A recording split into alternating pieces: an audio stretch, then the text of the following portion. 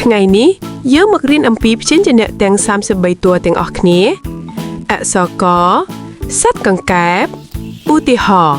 កង្កែបយំ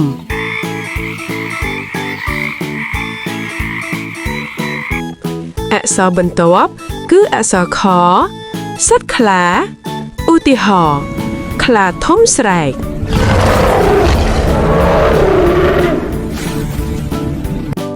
អក្សរបន្ទាប់គឺអក្សរគោ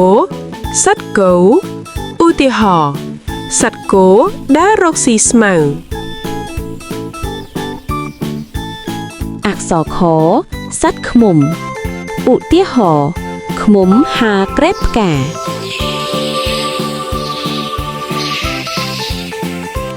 អក្សរងសត្វញៀវអក្សរចសត្វចាបឧទាហរណ៍សត្វចាបទុំលឿមេឈើអក្សរឆសត្វឆ្មា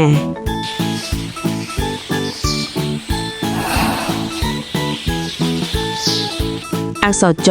សត្វជ្រូក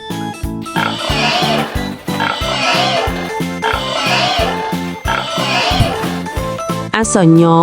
ញញឹមឧទាហរណ៍ធីតាញញឹមអក្សរដសត្វដំរីឧទាហរណ៍ដំរីរស់នៅក្នុងព្រៃអក្សរថឋានីរថភ្លេងអក្សរដសត្វដុកដឺអក្សរថសត្វធាមារាអក្សរណសត្វអណ្ដើក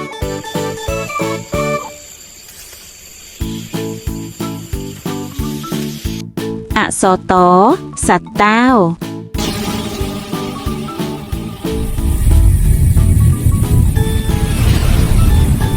អក្សរថថាហោះអក្សរតសត្វទា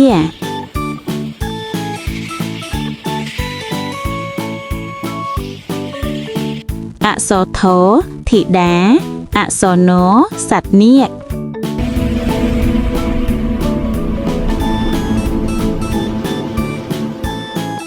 អក្សរបបាល់អក្សរផសត្វផ្សោតអក្សរពសត្វពពែអក្សរផសត្វភេអក្សរមសត្វមាន់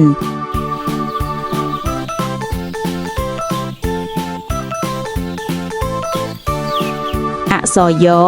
យៈ